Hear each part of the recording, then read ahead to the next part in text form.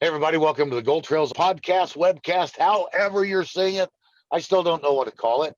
And joining me today, as always, there he is, Kevin Bell, my co host and producer. What's going on, man? Well, hey, we got something new here. You're remote.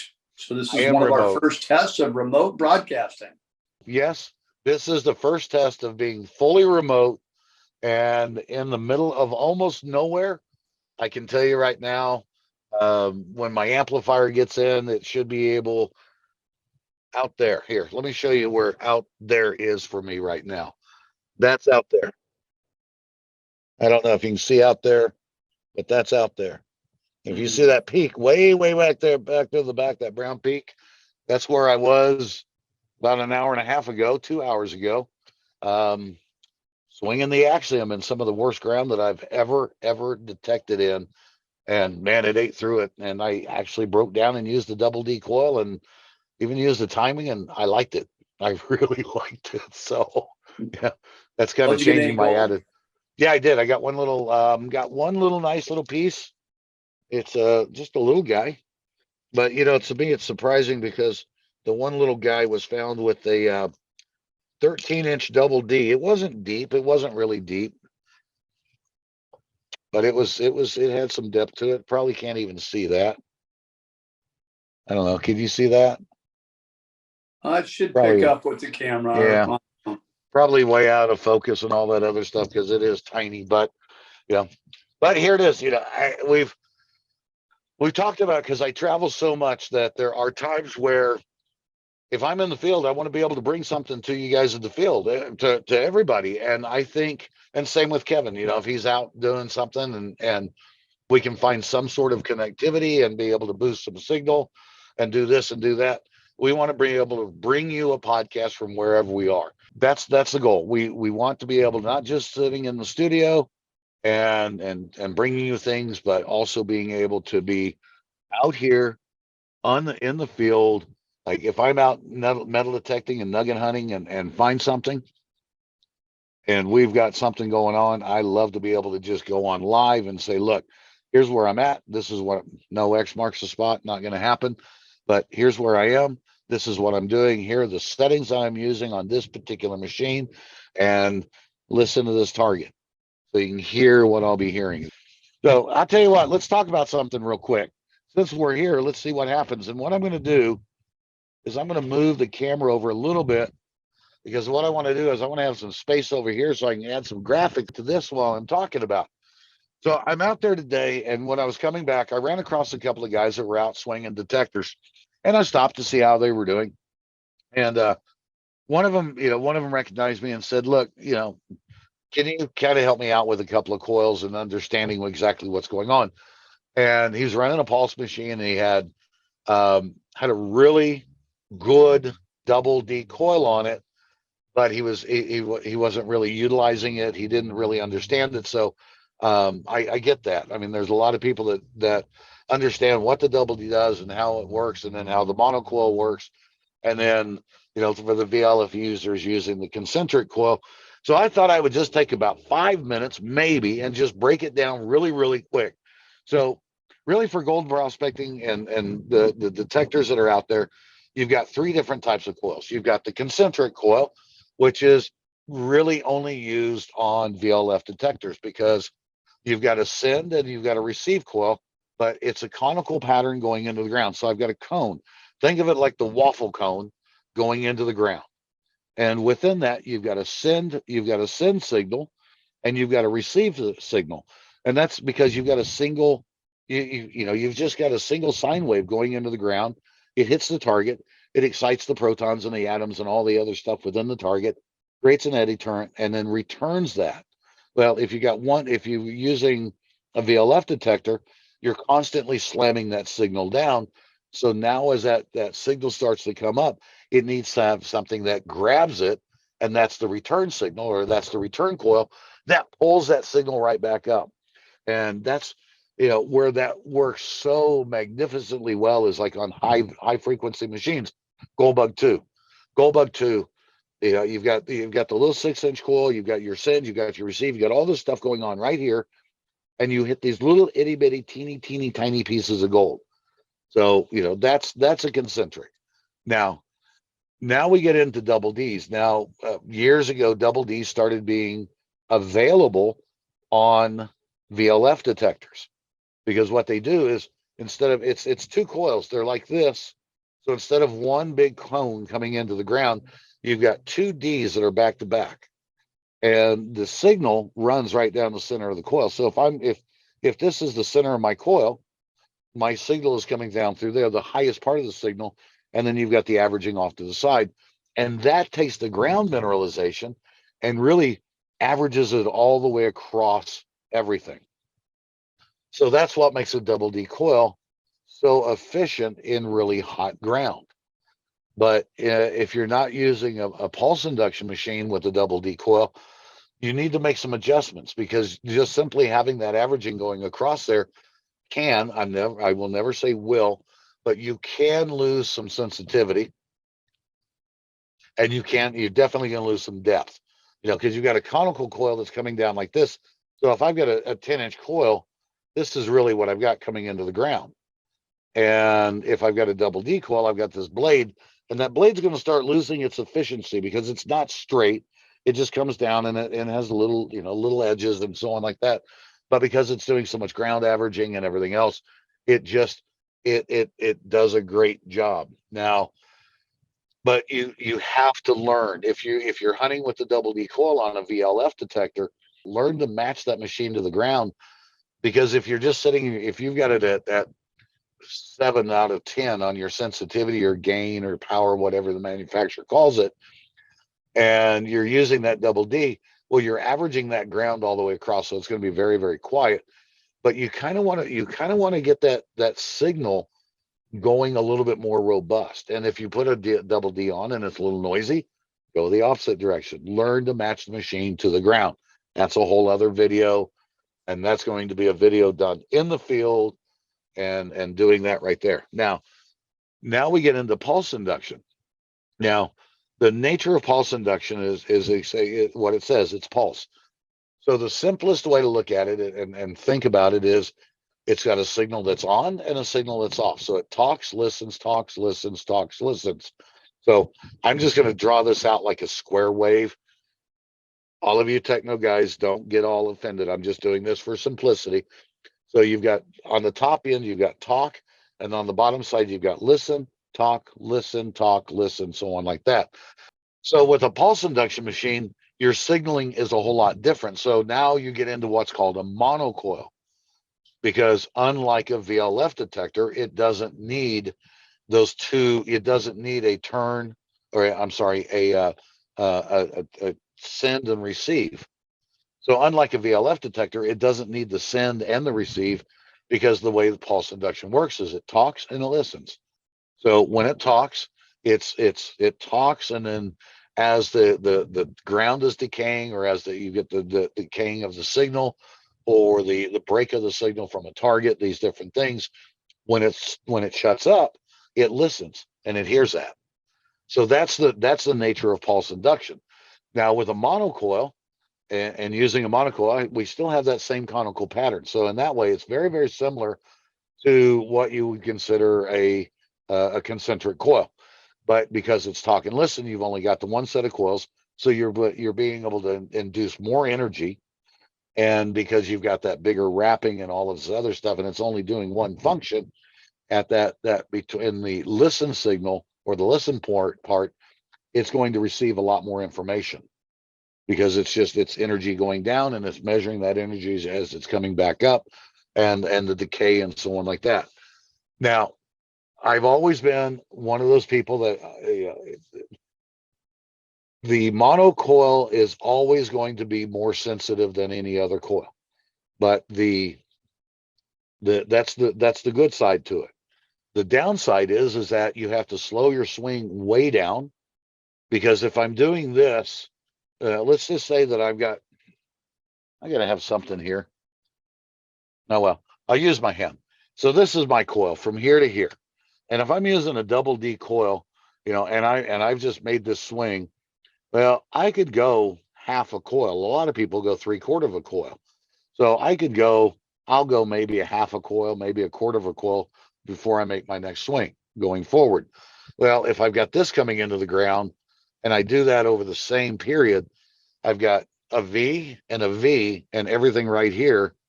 If it's not big enough to get caught by some of the residual energy, you missed it. You missed it, Mhm. and that's it. But I may have that much more depth like that, this area through here, I may have that much more depth than I'm going to have with a double D. So there, there's pros and cons to both of them. The the monocoil is really good at having a lot more sensitivity, and it is absolutely known for having more depth. The downfall is that the more sensitivity means it's absolutely more prone to ground mineralization and EMI and all sorts of other things. So, I'm that guy that has to hear the ground. I'm constantly wanting to hear the ground and letting the ground tell me what I need to do as far as making adjustments to my machine. So with that, everybody asks me, how long do I run a monocoil? And I just my answer has always been I simply run a monocoil until I can no longer run a monocoil, meaning that changing my ground balance, changing my style of detecting, working on the reactivity and so on like that. And sometimes even changing the sensitivity and making sure that I'm still matched to the ground. There comes a point where you just can't do it. It just you're in too bad a ground. And understand one thing about ground is that there's two types of ground. There's ground with the mineralization. So I can have really, really hot ground that a machine can work through. But now if we start adding in hot rocks and cold stones, the hot rocks or anything I'm just going to say energy because it's the easiest way, energy above above the standard of the ground, and then cold stones are anything that has an energy or a response lower than the ground. So mainly when we're talking about cold stones, we're talking about a lot of that nasty pink basalt and different things like that we've got in a lot of areas here in Arizona and other places. So those are really, those are what we have to deal with. So if I make the machine work in hot ground, and most machines don't have a problem with the hot ground, where the problem comes in is all the additional mineralization that comes along with it. So without all of that being said, when I can no longer work a mono coil, I will go to a double D. And most of the time, if I'm using a pulse induction machine, they have tracking. So the tracking, and when I say tracking, it's more timing that it's a method of timing and looking at the signal and then evening out that ground. Mhm. So like on the Axiom, I'll use the Axiom, perfect example. The Axiom has a slow, medium, and fast tracking. So if there's nothing I can do to make that machine work in mono mode and my manual ground balance and everything else like that, and I have to go into tracking, I'm going to go into slow. I'm going to rebalance my detector. I'm going to do everything that I have to do, including, if necessary, readjust my sensitivity and everything else. Don't just look. I say it like this: when you flip a switch or you press a button on a machine, it's not like you just made a little change. You're making a massive change. And like some of the older machines back in the oh gosh, late '90s, early 2000s, the pulse induction machines then. When you made a change like that, you need to start all over because it was literally like going to the truck and getting another detector and coming back out. So you had to make sure that you matched it. Now, now there's a lot of smoothing, so it does a lot of things for you, but not everything. So when you go to that double D, make sure that you still hear the ground. You still want to hear the ground. And if you're in slow track and you're hearing too much of the ground, and you've got a lot of falsing, or you've got a lot of just noise, you can move into medium. Now, when I was originally doing the field test on the Axiom, I set the machine up. I finally got into some soil that the machine wouldn't handle in manual ground balance. So I went into slow tracking. smoothed the ground very quietly with the mono coil, and got it smoothed out. And I went into medium just to test it. Dead. The ground Hmm. was dead. Just there was nothing. So today, where I was at, the ground was really, really bad. But not only is the ground extremely mineralized, the ground is also is very it's heavily littered with hot and cold stone. So hot rocks and cold stones all over the place. And it finally challenged. It was really a good challenge for the detector. So with that being said, I ran the mono as long as I could. Finally said, that's it. I put the double D on. I got some of the ground settled out, but I couldn't get it all. And then went into slow tracking and was able to handle a lot of the ground. Now, as I started to come up the hill, it got really bad. I switched into medium, checked everything, redid everything, and it just handled the ground. I mean, it just absolutely smoothed the ground.